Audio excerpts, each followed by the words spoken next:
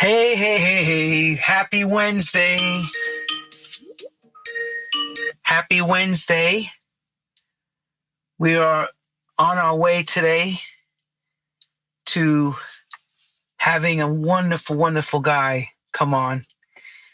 And I want to say, welcome to True House Stories. I am Lenny Fontana coming out of New York City. And it's actually a beautiful day today for a change. We're starting to get some of the last of that kind of spring weather, warm weather. Also, I wanted to say this past Sunday, we had a fantastic show with Rowetta, the UK vocalist, and she was absolutely blinding and so true and honest with everything she did and said. It was really moving, and it's wonderful to hear our women in the industry talk so clear about their lives and not have anything held back. Kind of feels like a therapy session and also a teaching lesson at the same time. So that's a wonderful thing. So we're going to try to bring more women on. I have some others in store before the year's out. But tonight or today, I turn the camera back to New York City, to the disco era, to a legendary DJ, remixer, producer, A&R man. You call it however you wanna call it, and everything you say about him. He is an icon. He's a friend of ours. He's been watching my show since I started it. And I finally asked him a few months ago, I said, hey, to this man, I'm gonna say his name in a second. I said, hey, Pinky, would you come on, baby? He said, hell yeah, I'm coming on. I'm going to tell the story needs to be told. I said, yeah, you got to tell it, Ray. RayPinkyVelazquez comes up right now to the stage from upstate New York. Ray is in the house. Ray. What's going on, bro? How are you? Good, Lenny. How are you? How's life treating you? And hello to everybody out there on this show. I just want to let you know, Lenny, that, your show is just fabulous. I watch a lot of these shows online, and everybody's trying to come up with a certain formula on doing these type of shows, but you've taken it to a different level. And, your show is crisp, it's clear, it's very entertaining, and it's setting kind of a tone for others to follow.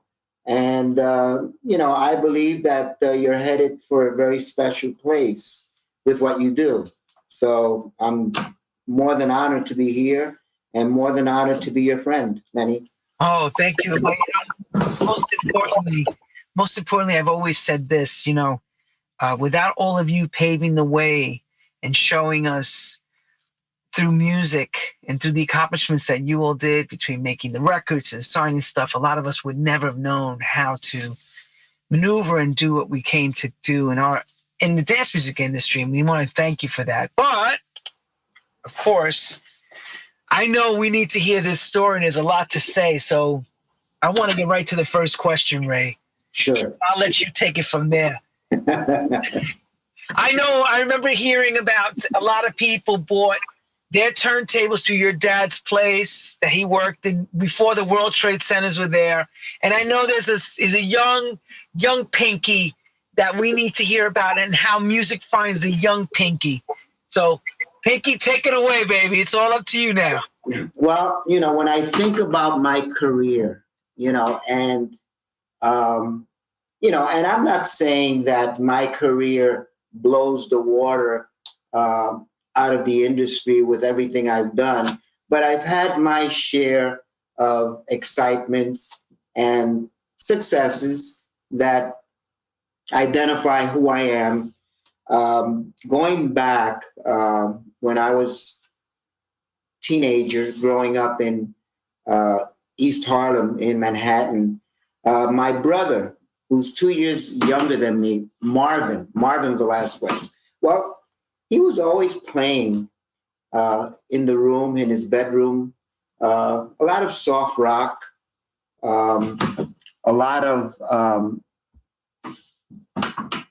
easy listening rock. For example, James Taylor, Simon and Garfunkel, ELO, and getting into the Rolling Stones, a little bit more of a heavier rock, the Beatles. One thing that started happening, Motown, Diana Ross and the Supremes, Smokey Robinson, Stevie, early Michael Jackson. One thing started happening. I started getting a feel for melody. I started getting a feel for, a hit record. And one thing I took in was the idea, the concept that a hit record, a good melody, somehow penetrates the human spirit and connects with your soul, connects with the better parts of who you are. And that's something that, to me, no matter how music is changing, will always be the benchmark of the music business: melody and song. Once you have that, you can always add a great rhythm track with a bass line and create that attitude. But with a melody and a song, you've got the piece of cake that's going to work to create longevity with music.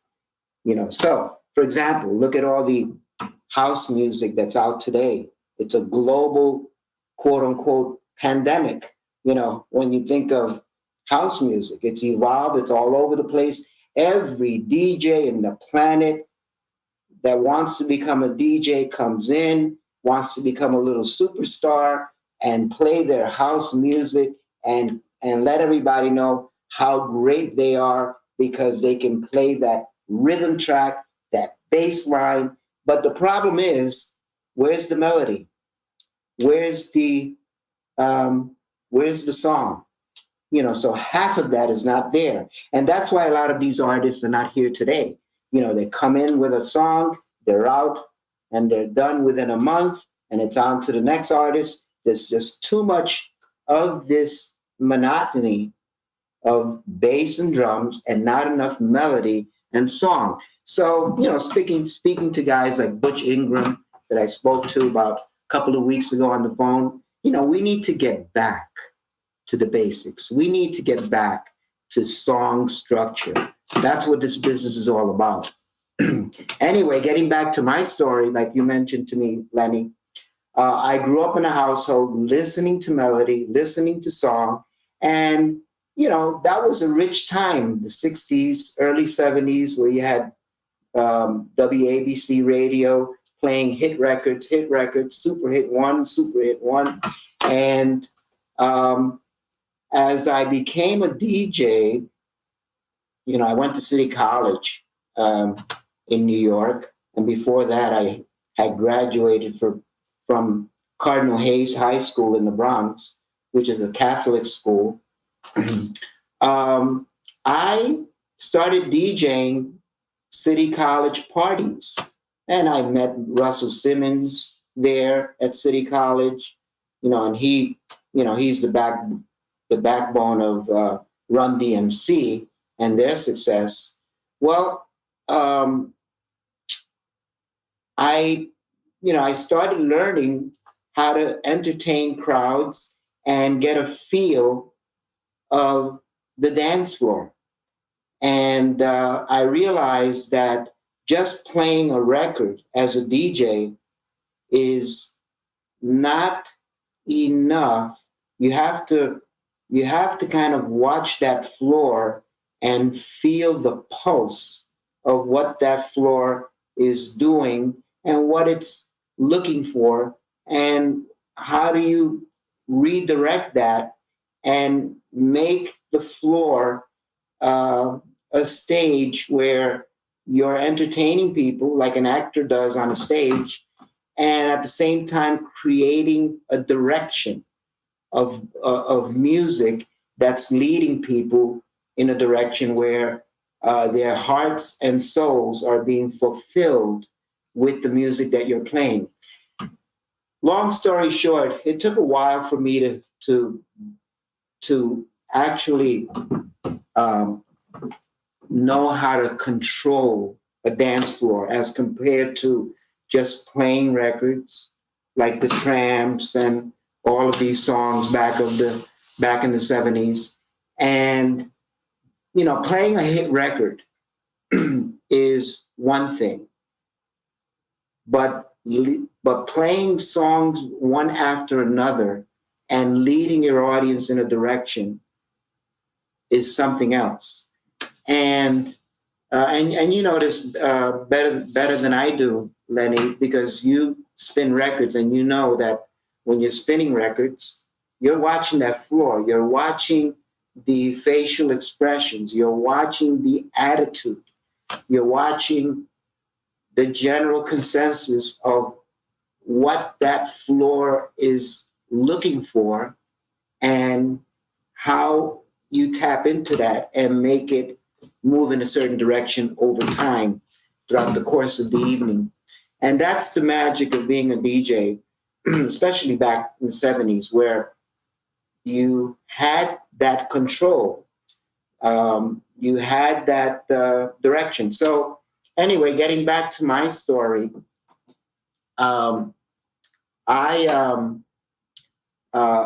know, as far as the Ipanema, you know, my dad used to work at, and you're aware of this, Leonard Radio, which was located at 1133 Avenue of Americas, about a block away and across the street from Downstairs Records in Manhattan. Now they had a sister store down in Canal Street, that area, but the main store was down at 1133 Avenue of Americas. My dad was the assistant manager of the store. You know, so a lot of the DJs, you know, what he did, he sold audio equipment, top of the line audio equipment, Technics 1200 and 1100A turntables, amplifiers. My dad actually helped put up the sound system in one of the stores in Manhattan, Canal Jeans, when that was open back in the 70s. He put up that whole sound system. I remember that, Pinky. I remember Canal Jeans. I remember it. Very cool place, you know. And then they had closed down. I think they moved to Brooklyn, and then Nostrand Avenue, and I think they closed down after that. But very cool place for clothing. Anyway, getting back. So my dad would meet a lot of people at Leonard Radio. Tom Savarese was a regular, walking in there looking for equipment, kind of looking over the amplifier situation, the turntables, always looking for something new for what he was doing. You know, and Tom was a big DJ at the time. And also Ronnie Suarez. Ronnie Suarez was the main DJ at the Ipanema discotheque in those days. He was the only DJ then. The Ipanema opened as a Brazilian nightclub, just catering to Brazilian people. And you know how festive Brazilian people are. They love to party. If you ever been to a Brazilian carnival, you know, you can see the madness in the festivities with the Brazilians. They just love to party. Well, Ronnie was working many nights at the Ipanema, I believe 7 nights a week, and it became a lot for Ronnie to do. So Ronnie meeting my dad and knowing my dad and communicating a lot about audio systems and turntables at Leonard Radio. Well, Ronnie says to my dad, Ray, and my dad's name is Ray, just like I am. I'm Ray Jr. and he's Ray Sr. Well, Ray, you know, I'm working at this club and I'm working a lot of nights. So, and I'm looking for a little bit of help. there. So my dad tells Ronnie, well, my son is a DJ, um, and I don't know a lot about how good he is, but he's very excited about what he does. And maybe you may want to give him a tryout, see if he can help you.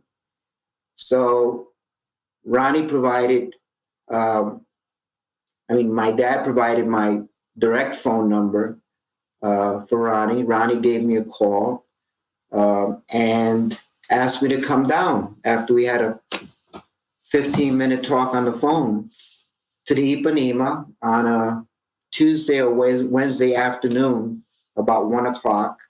And he wanted me to play some records, asked me to bring down some records. He actually told me he had some records in the office there, but if I felt more comfortable bringing my own, to bring them, and he would let me play for an hour. He just wanted to wanted to hear me play and make a decision on whether or not I can help him during the week. So I was playing my records. I was a little uncomfortable with playing in the Ipanema on a Tuesday afternoon because I've never played on the system before. It's my first time playing in a big club like that. So I was a little intimidated, but at the same time, very excited that I got the call. So I wanted to take full advantage of the time. And I didn't, quote unquote, I didn't want to mess it up. So, after 20 minutes, Ron comes up, and I see him walking towards the booth with an expression that says, I don't think this is going to work. And a partial expression that said, you got the job. So I wasn't sure until he came to the booth. So first thing is, what year was that, would you say, that happened that you went for the tryout? Do you remember? That must have been about 75 or 76, very early 76, give or take. I can't remember exactly the time, but it was around that time. And Ronnie says, it was only 20 minutes, and he asked me to play for an hour. And he says, turn off the music. You're working Tuesday night. Inside, I started jumping for joy, even though I was stationary. So it was great. So I started working Tuesday nights, and Tuesday night was kind of an empty night, not too crowded. A lot of Brazilians there. Which led to the point that over time, I would need to kind of feed that energy and start playing some type of Brazilian music because, I look at the dance floor, I've got these Brazilians putting their hands in the air and look like they were praying to God when they're doing their dance on the floor, but I'm not giving them Brazilian music, which I knew is something that they would, enjoy even more so. So I got, little by little, I started doing my research on Brazilian sambas and started playing some of that music in between the disco music to give them a little bit more validity of what they were looking for.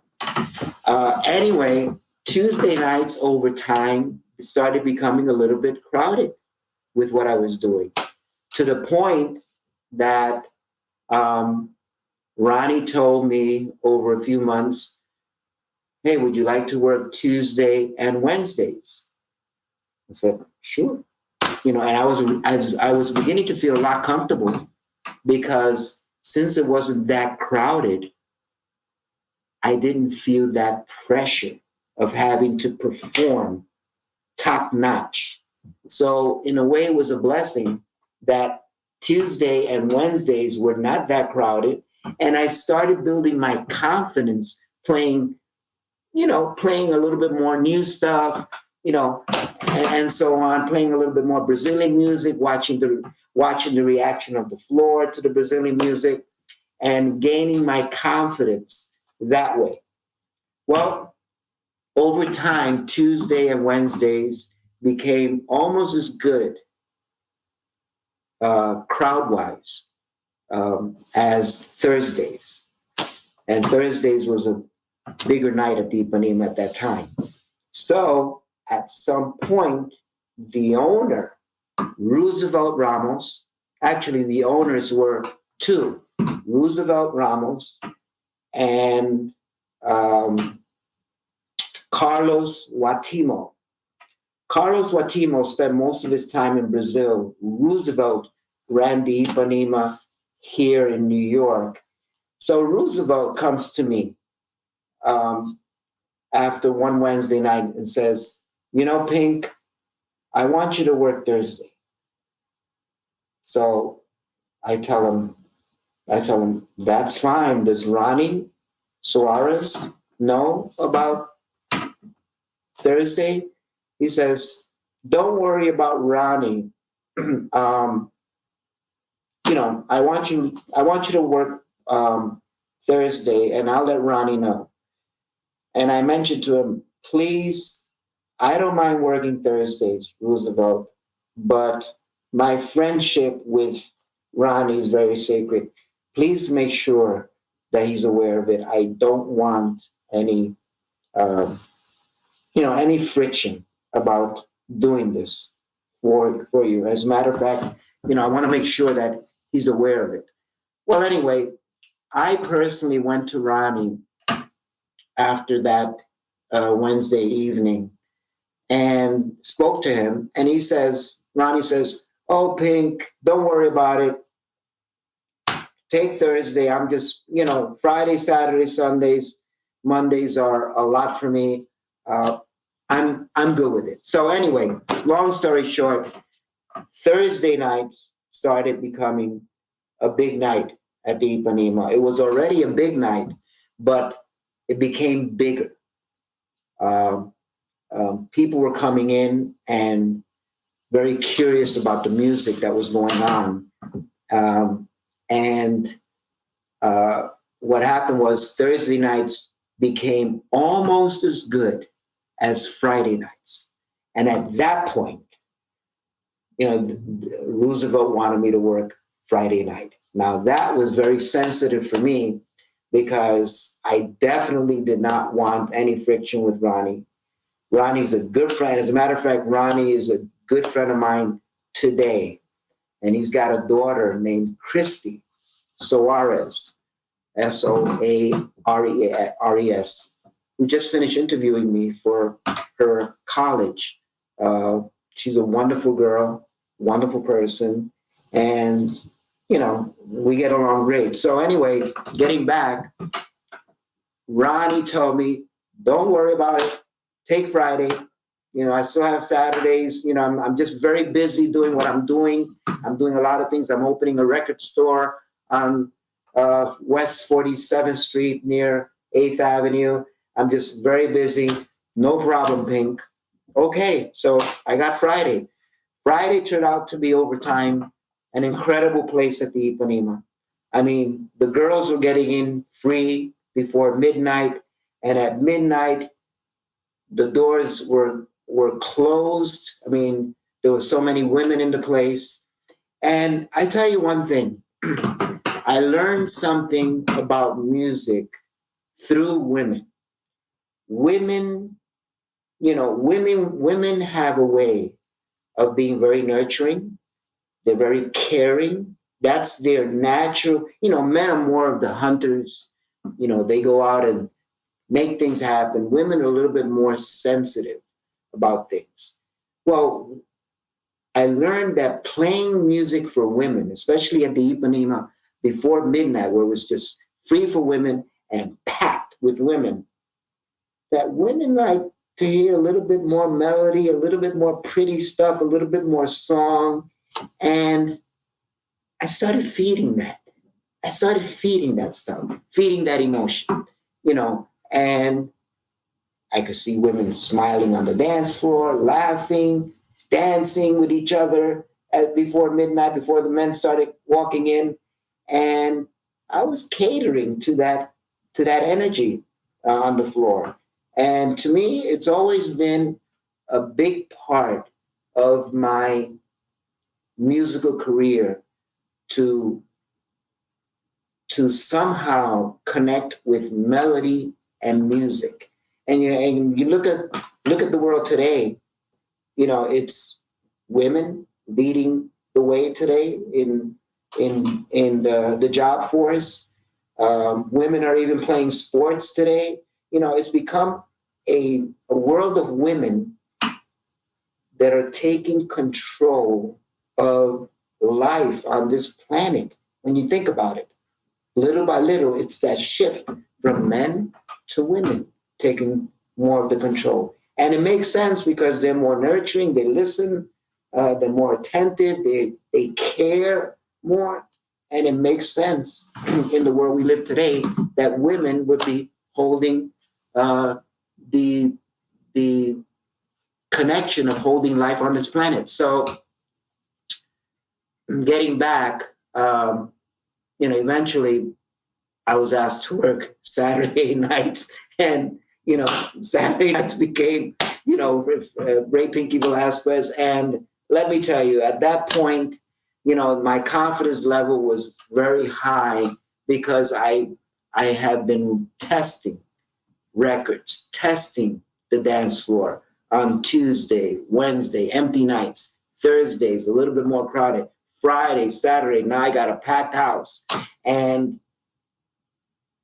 it became fun. And at the same time, I wanted to give the floor more. I wanted to find these hard to get records that I heard in other clubs, like going to listen to Walter Gibbons at Galaxy 21, or even remembering David Mancuso at the Loft playing what he did for his audience.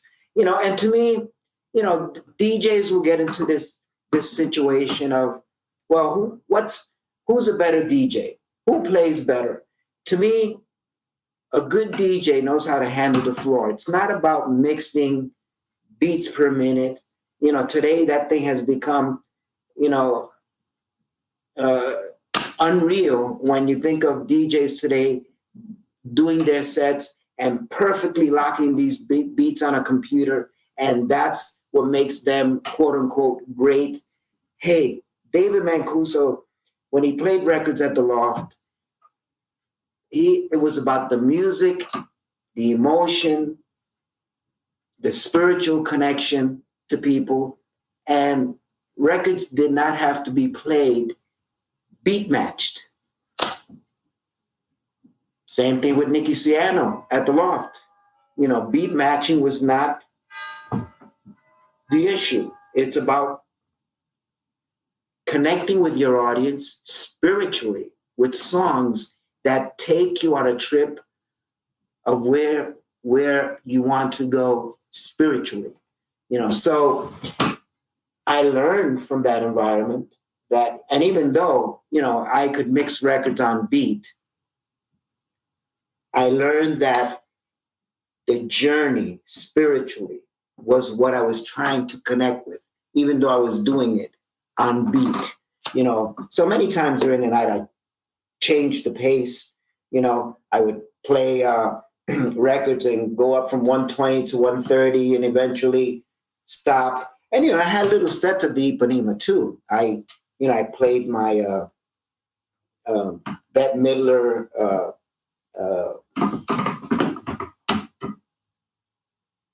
Boogie Woogie Bugle Boy,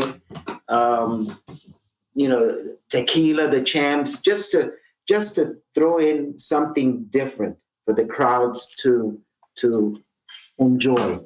Question. I have a question for you. Sure.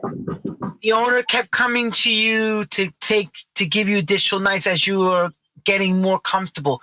Was it because you started implementing Brazilian music into your sets? Were the other ones doing that as well, or were you the only one that did that? No, I have to be honest. Ronnie Soares, the DJ that got me the job, the main DJ at the Ipanema before I got there, Ronnie was Brazilian. He played Brazilian music. As a matter of fact, his record shop that he opened up not far from the Ipanema, 47th Street, was only, well, it was 90%, 95% Brazilian music. So I would walk into his shop just to look over um, the Brazilian music, the sambas that were danceable, and again, I was playing Brazilian music, but Ronnie played a lot more than I did, but I did that because I knew there was a Brazilian crowd there. And, you have to put your ego aside and not play what you want to play because you're a DJ and you're competing with other DJs. No, no, no. This is a business that's being run, and a business is there to make money, and you have to find ways to attract the business to the club. So playing the Brazilian music makes sense because there were Brazilian people coming in to party. Now, over time, the Ipanema started changing course. Since the Ipanema started getting crowded just about every night, and we started experimenting. For example, Tuesday nights became Latin night, salsa, salsa bands, all of these artists from Fania Records, Allegra Records, like Ray Barretto, Larry Harlow, Willie Colon, they were coming to play live at the Ipanema on Tuesday night. Intermission between the sets, the DJ. So I was playing the disco music between the sets of the Latin bands that were performing.